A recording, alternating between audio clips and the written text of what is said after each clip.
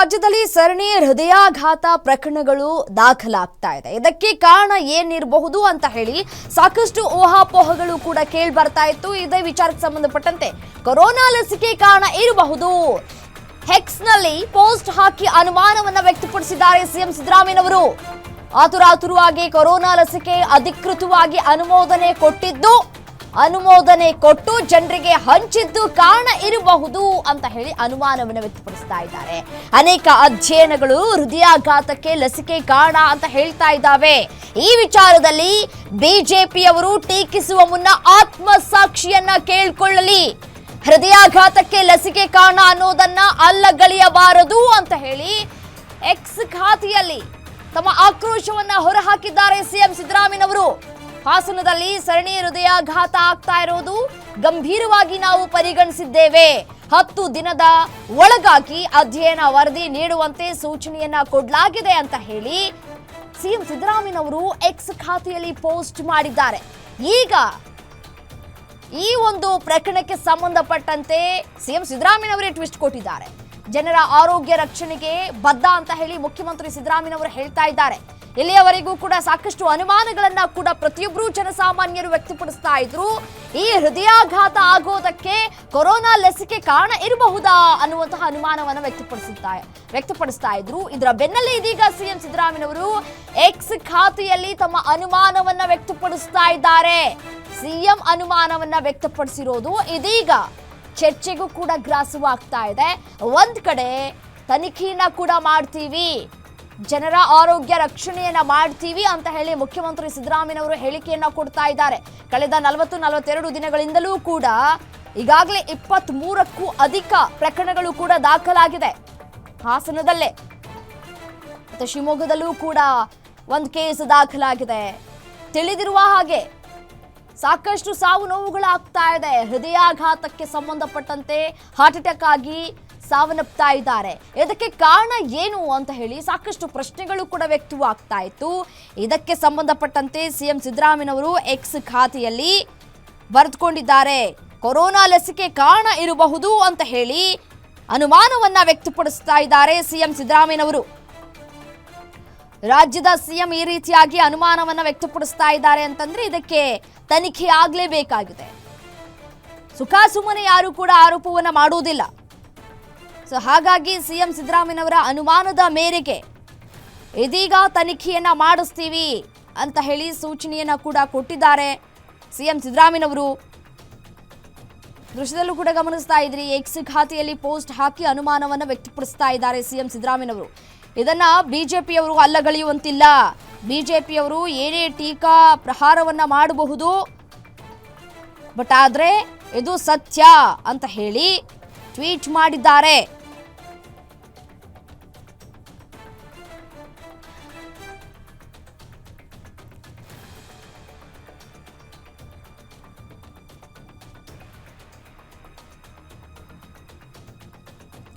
ನೋಡಿ, ಕಳೆದೊಂದು ತಿಂಗಳಿನಿಂದ ಹಾಸನ ಜಿಲ್ಲೆಯೊಂದರಲ್ಲೇ 20ಕ್ಕೂ ಅಧಿಕ ಮಂದಿ ಹೃದಯಾಘಾತಕ್ಕೆ ಒಳಗಾಗಿ ಸಾವಿಗೀಡಾದ ವಿಚಾರವನ್ನು ಸರ್ಕಾರ ಅತ್ಯಂತ ಗಂಭೀರವಾಗಿ ಪರಿಗಣಿಸಿದೆ.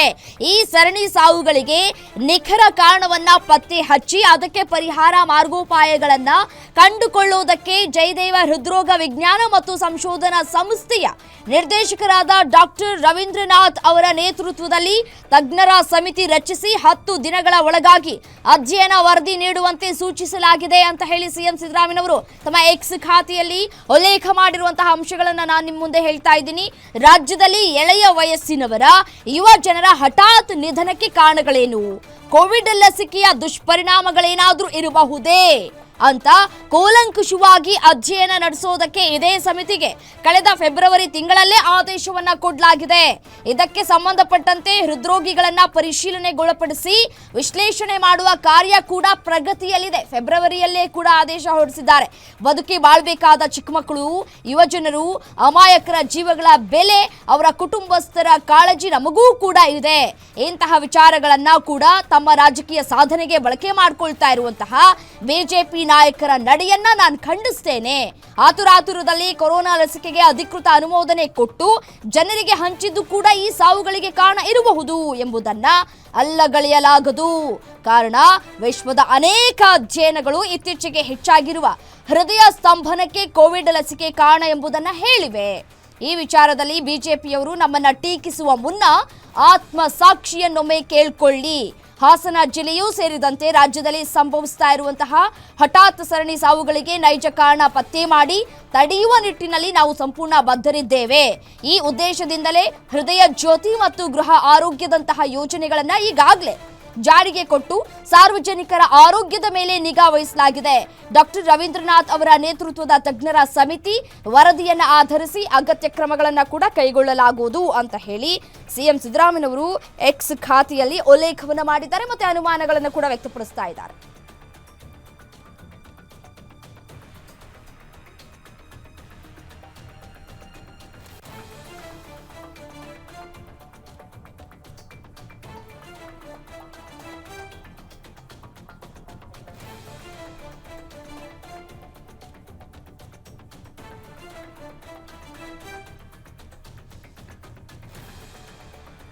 ಜನರ ಆರೋಗ್ಯದ ವಿಚಾರಕ್ಕೆ ಸಂಬಂಧಪಟ್ಟಂತೆ ಅವರು ಉಲ್ಲೇಖವನ್ನ ಮಾಡಿದ್ದಾರೆ ಮತ್ತು ಅನುಮಾನಗಳನ್ನು ಕೂಡ ವ್ಯಕ್ತಪಡಿಸ್ತಾ ಇದ್ದಾರೆ. ಈ ಸಾವು ನೋವುಗಳಿಗೆ ಕೊರೋನಾ ಲಸಿಕೆಯೇ ಕಾರಣ ಇರಬಹುದು ಅನ್ನುವಂತಹ ಅನುಮಾನವನ್ನ ವ್ಯಕ್ತಪಡಿಸ್ತಾ ಇದ್ದಾರೆ. ಜನರ ಆರೋಗ್ಯ ರಕ್ಷಣೆಗಾಗಿ ಒಂದು ಸರ್ಕಾರವಾಗಿ ಸಾಧ್ಯವಿರುವ ಎಲ್ಲ ಪ್ರಯತ್ನಗಳನ್ನು ನಾವು ಮಾಡ್ತಾ ಇದ್ದು, ಸಾರ್ವಜನಿಕರು ಎದೆ ನೋವು, ಉಸಿರಾಟದ ತೊಂದರೆ ಕಂಡು ಬಂದರೆ ಅಲಕ್ಷ್ಯವನ್ನ ತೋರದೆ ತಕ್ಷಣವೇ ಸಮೀಪದ ಆರೋಗ್ಯ ಕೇಂದ್ರಗಳಿಗೆ ತೆರಳಿ ಪರೀಕ್ಷೆಗೆ ಒಳಗಾಗಬೇಕು ಅಂತ ಹೇಳಿ ಸಿಎಂ ಸಿದ್ದರಾಮಯ್ಯನವರು ಈ ಸಂದರ್ಭದಲ್ಲಿ ಮನವಿಯನ್ನ ಕೂಡ ಮಾಡಿಕೊಂಡಿದ್ದಾರೆ ಮತ್ತೆ ಅನುಮಾನವನ್ನು ಕೂಡ ವ್ಯಕ್ತಪಡಿಸ್ತಾ ಇದ್ದಾರೆ. ಕಳೆದೊಂದು ತಿಂಗಳಿನಲ್ಲಿ ಹಾಸನ ಜಿಲ್ಲೆಯೊಂದರಲ್ಲೇ ಹೃದಯಾಘಾತಕ್ಕೆ ಒಳಗಾಗಿ 20ಕ್ಕೂ ಅಧಿಕ ಮಂದಿ ಸಾವನ್ನಪ್ಪಿದ್ದಾರೆ. ಈ ಸಾವು ನೋವುಗಳಿಗೆ ಹೊಣೆ ಯಾರು ಅನ್ನುವಂತಹ ಪ್ರಶ್ನೆಗಳು ಕೂಡ ಕಾಡ್ತಾ ಇದೆ. ಮತ್ತೆ ಇದೇ ವಿಚಾರಕ್ಕೆ ಸಂಬಂಧಪಟ್ಟಂತೆ ಮತ್ತಷ್ಟು ಡೀಟೇಲ್ಸ್ ಕೊಡ್ತಾ ಹೋಗ್ತಾರೆ Maruti Pavagada, political bureau head, phone ಸಂಪರ್ಕದಲ್ಲಿದ್ದಾರೆ. ಮಾರುತಿ, ನೋಡಿ, ಸರಣಿ ಹೃದಯಾಘಾತ ಪ್ರಕರಣಗಳು ಹಾಸನ ಜಿಲ್ಲೆಯಲ್ಲಿ ದಾಖಲಾಗ್ತಾ ಇರೋ ಗೊತ್ತಿರುವಂತಹ ವಿಚಾರ.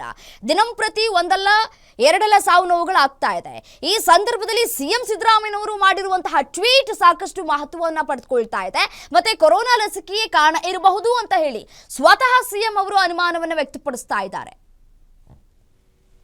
ರಮ್ಯಾ, ಹಾಸನ ಸೇರಿದಂತೆ ಬೇರೆ ಬೇರೆ ಜಿಲ್ಲೆಗಳಲ್ಲೂ ಕೂಡ ಯುವಕರು ಹೃದಯಾಘಾತಕ್ಕೆ ಒಳಗಾಗಿರುವಂತದ್ದು ರಾಜ್ಯ ಸರ್ಕಾರಕ್ಕೂ ಕೂಡ ಒಂದಷ್ಟು ಶಾಕ್ ಆಗಿದೆ. ಹೀಗಾಗಿ ರಾಜ್ಯಾದ್ಯಂತ ಇದು ಬಹಳಷ್ಟು ದೊಡ್ಡ ಮಟ್ಟದ ಸುದ್ದಿಯಾಗಿ ಚರ್ಚೆ ಆಗ್ತಾ ಇದೆ. ಜೊತೆಗೆ ಸರ್ಕಾರದ ಮಟ್ಟದಲ್ಲಿ ಆರೋಗ್ಯ ಇಲಾಖೆಯನ್ನ ನಿಭಾಯಿಸ್ತಾ ಇರುವಂತಹ ದಿನೇಶ್ ಗುಂಡೂರಾವ್ ಅವರು ನಿನ್ನೆ ಒಂದು ಸಮಿತಿಯನ್ನು ಕೂಡ ರಚನೆ ಮಾಡಿದ್ರು. 10 ದಿನಗಳ ಒಳಗಾಗಿ ಇದರ ಕಾರಣ ಏನಿರಬಹುದು ಅನ್ನುವಂಥದ್ದನ್ನ ಸಂಪೂರ್ಣವಾದಂತಹ ಒಂದು ರಿಪೋರ್ಟ್ ಸರ್ಕಾರಕ್ಕೆ ಕೊಡಬೇಕು ಅನ್ನುವಂತಹ ಒಂದು ಮಾಹಿತಿಯನ್ನು ಕೂಡ ಕೊಟ್ಟಿದ್ರು. ಆದ್ರೆ ಇವತ್ತು ಮುಖ್ಯಮಂತ್ರಿ ಸಿದ್ದರಾಮಯ್ಯ ಅವರು ಈ ವಿಚಾರವನ್ನ ರಾಜ್ಯದ ಜನರಿಗೆ ಹಂಚಿಕೊಳ್ಳುವಂತ ಒಂದು ಸಂದರ್ಭದಲ್ಲಿ ಮಾಡಿರುವಂತಹ ಒಂದು ಪೋಸ್ಟ್ ಅಲ್ಲಿ ಬಹಳಷ್ಟು ಗಮನಾರ್ಹವಾದಂತಹ ಒಂದು ವಿಚಾರ ಏನು ಅಂತ ಹೇಳಿದ್ರೆ, ಕರೋನಾ ಲಸಿಕೆಯಿಂದಲೂ ಕೂಡ ಆತಾತುರವಾಗಿ ತೆಗೆದುಕೊಂಡಂತಹ ನಿರ್ಧಾರಗಳಿಂದಲೂ ಕೂಡ ಅವತ್ತು ಕರೋನಾ ಲಸಿಕೆ ಇಡೀ ದೇಶಾದ್ಯಂತ ಹಂಚಿಕೆ ಮಾಡಿದ್ರು.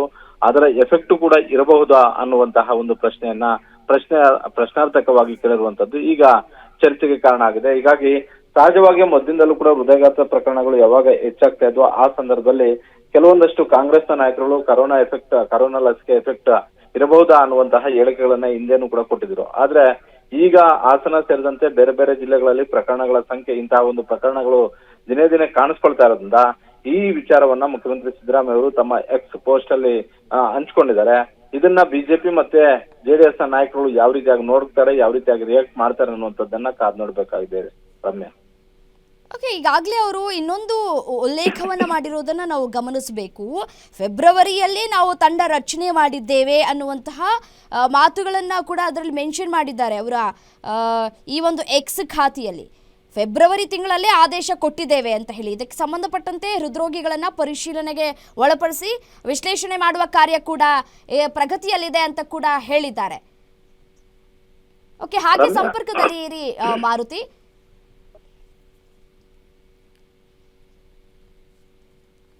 ಇದೇ ವಿಚಾರಕ್ಕೆ ಸಂಬಂಧಪಟ್ಟಂತೆ ಮಾತನಾಡಲಿಕ್ಕೆ ವಿಜಯಲಕ್ಷ್ಮಿ ಅವರು ಕೂಡ ನಮ್ಮ ಜೊತೆ ದೂರವಾಣಿ ಸಂಪರ್ಕದಲ್ಲಿದ್ದಾರೆ.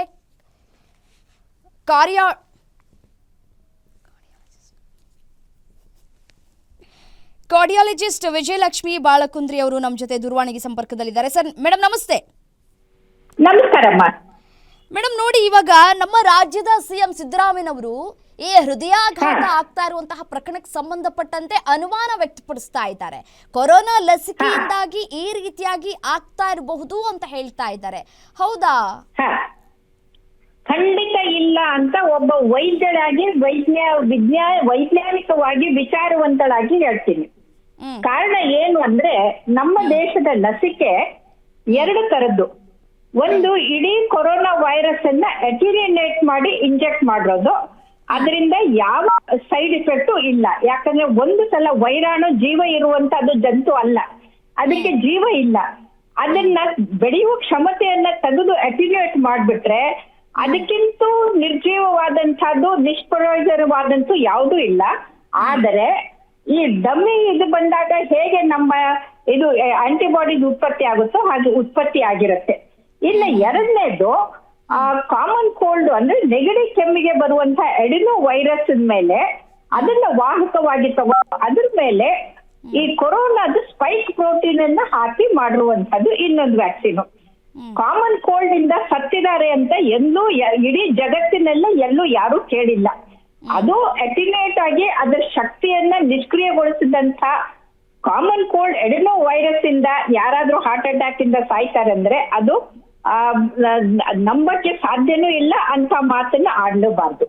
ಇನ್ನ ಅದೇ ಆಗಿದ್ರೆ 210 ಕೋಟಿ ಡೋಸಸ್ ನ ಕೊಟ್ಟಿದ್ದಾರೆ.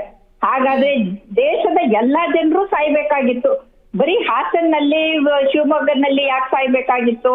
ಹಾಗಾಗಿ ಈ ವ್ಯಾಕ್ಸಿನ್ ಇಂದ ಸಾಯ್ತಾರೆ ಅಂತ ಕೇಳೋದು ಶುದ್ಧ ಸುಳ್ಳು, ಹಸಿ ಸುಳ್ಳು ಅಂತ ನಾನು ಹೇಳ್ತೀನಿ. ಮೇಡಮ್, ಅವರು ಇನ್ನೊಂದು ಕೂಡ ಹೇಳಿದ್ದಾರೆ, ಅನೇಕ ಅಧ್ಯಯನಗಳು ಕೂಡ ಆಗಿದೆ ಇತ್ತೀಚೆಗೆ. ಸೊ ಹಾಗಾಗಿ ಕೋವಿಡ್ ಲಸಿಕೆ ಕಾರಣ ಅನ್ನೋದನ್ನ ಅವರು ಹೇಳ್ತಾ ಇರುವಂತದ್ದು. ಸುಖಾಸುಮ್ಮನೆ ನಮ್ಮ ರಾಜ್ಯದ ಸಿಎಂ ಈ ರೀತಿಯಾಗಿ ಅನುಮಾನವನ್ನ ವ್ಯಕ್ತಪಡಿಸೋದಕ್ಕೆ ಸಾಧ್ಯವೇ ಇಲ್ಲ. ಬಟ್ ಯಾರಾದ್ರೂ ರಿಪೋರ್ಟ್ ನ ಕೊಟ್ಟಿದ್ದಾರಾ? ಸೊ ಹಾಗಾಗಿ ಈ ರೀತಿಯಾಗಿ ಹೇಳ್ತಾ ಇದ್ದಾರಾ ಸಿಎಂ ಅವರು ಅಂತ? ನೋಡಿ, ಪಾಶ್ಚಾತ್ಯರು RNA ನ್ಯೂಕ್ಲಿಯಸ್ ತಗೊಂಡು ಮಾಡಿರುವಂತಹದ್ದು ಏನ್ ವ್ಯಾಕ್ಸಿನ್ ಇದೆ ಅಲ್ಲ, ಅದಕ್ಕೆ ಸೈಡ್ ಎಫೆಕ್ಟ್ ಇದೆ. ಆದ್ರೆ ನಮ್ಮ ಭಾರತೀಯ ವ್ಯಾಕ್ಸಿನ್ಗೆ ಸೈಡ್ ಎಫೆಕ್ಟ್ ಇಲ್ವೇ ಇಲ್ಲ. 0.0001% ಹಾರ್ಟ್ ಅಟ್ಯಾಕ್ ಅಂತೂ ಸಾಧ್ಯ ಇಲ್ಲ ಅಂತ ಹೇಳ್ತೀನಿ.